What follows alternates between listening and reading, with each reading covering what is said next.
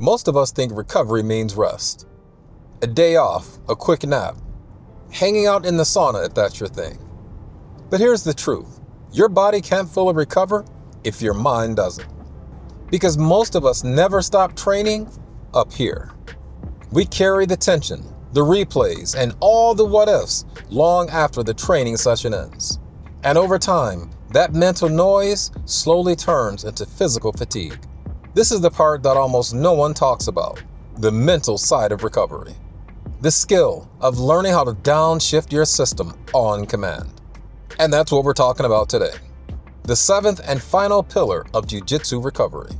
How to reset the mind so the body can follow. Welcome to the Alchemy of Struggle, baby.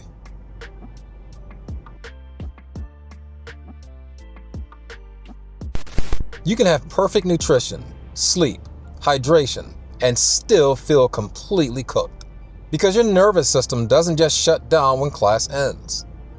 The mind keeps looping, replaying all those roles, all of your mistakes, and whatever other chaos you're carrying from life outside the mats. And that constant hum of tension is the reason a lot of people wake up feeling completely broken even on their days off. Mental recovery isn't about zooming out or scrolling on your phone. It's that ability to shift gears, to move from that wired always-on mode into a calm, steady state where the body can actually repair itself. But how do we actually do this? First of all, recovery of all kinds, including the mental kind, begins with awareness. Catching yourself in the loop before the spiral begins. Most people never stop to ask themselves why they actually feel tense or distressed. They just take it for granted that it's normal. But that's where metacognition comes in. Thinking about your thinking. Pausing long enough to notice what's actually going on inside of your own head. When I catch myself overanalyzing a role, replaying mistakes, or stressing out about work, I stop and ask myself a few questions. Is this useful data or just noise? That simple question alone breaks the cycle and tells your nervous system to chill. Otherwise, you feel like there's a monkey inside your brain rattling it like a cage. And if you don't catch it and just let it run on autopilot, that's when people start to wonder who pissed in your Cheerios that morning. Because you're walking around grumpy and half the time you don't even know why. Just this week, this very thing happened to me at my job. We had somewhat of an audit coming up where we were going to be under a microscope. It felt exactly like those moments right before a tense roll.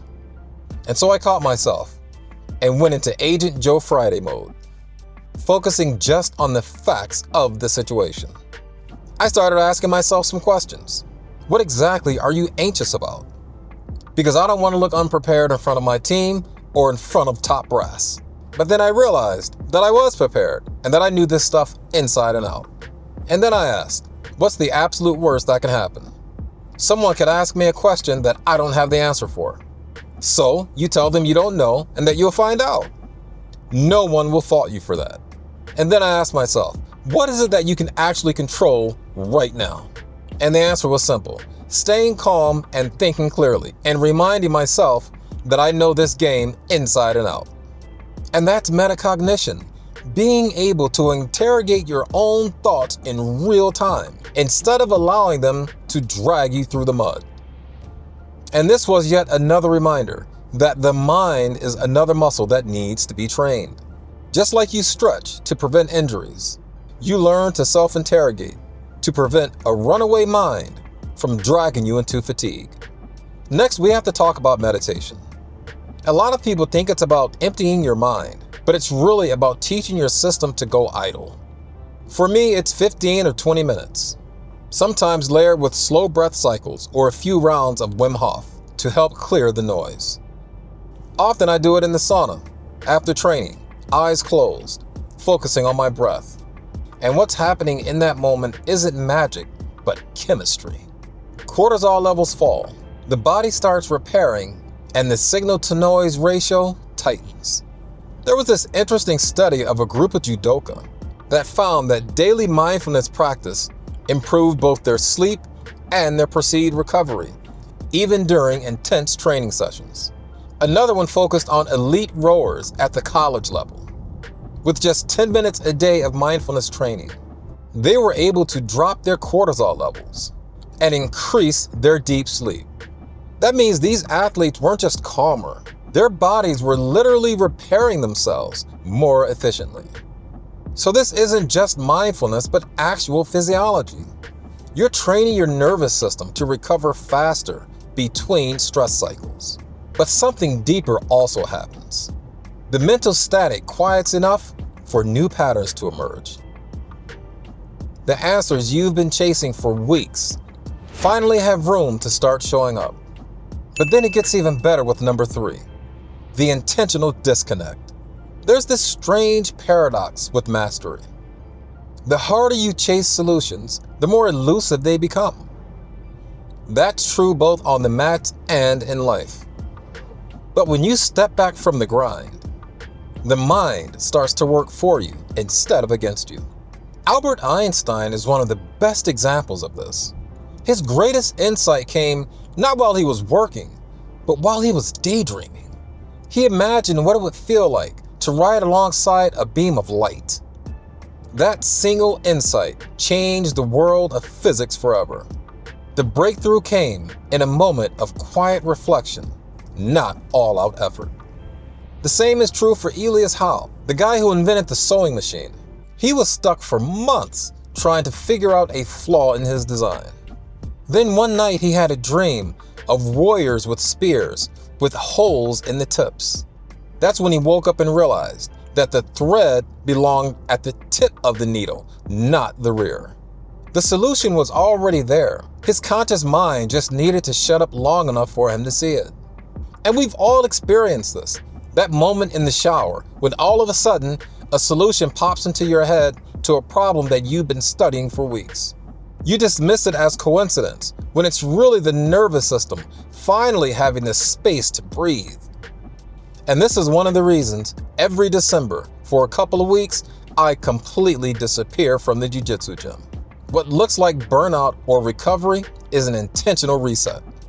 And without fail, ideas start pouring in. Training tweaks, solutions to old problems, clarity on things that I didn't even realize I was thinking about. And that's the deepest form of recovery. When you stop pushing and let the system reorganize itself. Because sometimes the best thing that you can do is get the hell out of your own way. So metacognition, meditation, and the intentional disconnect. 3 different entry points into the same skill. Metacognition gives you awareness in motion, the ability to catch the thought before it hijacks your entire system. And meditation is what helps you build that reset capacity. Not so you can become some kind of Jiu-Jitsu Zen master, but so you can learn how to control your nervous system. A few minutes of deliberate stillness helps your mind to return to baseline after the chaos. It's the recovery equivalent of guard retention. And then the intentional disconnect, the one that most people completely ignore. It's the art of stepping back without losing momentum. The skill of letting ideas incubate and trusting the system to reorganize them into something new. Train your body to move under pressure, but train your mind to recover from it. Because when the mind calms, the body will follow. And that's the missing piece most of us never figure out, because we're too busy grinding ourselves into the ground. And when you practice it long enough, your mind learns the ultimate technique, knowing when to stop fighting. So before you chase another hack or supplement, try this instead. Sit still, breathe, and listen. You might be surprised by what you hear. And that's the 7th pillar of the Jiu-Jitsu recovery protocol. Welcome to the quiet part of the grind. And if you haven't seen it already, make sure you check out part 1 of this video, when I first introduced the 7 pillars of Jiu-Jitsu recovery. It'll be linked at the end of this video. And if any of this hit home for you, check out some of the free downloads in the description. Or if you want to go deeper, join the channel membership. And as always, I want to thank the members, the subscribers, and all of those who comment on these videos for helping me level up this content. But remember, There are others who need this message, and they're probably in your own gyms. So let's help them find it. Like, share, and subscribe. Keep up the good fight, and stay safe on those mats. Peace.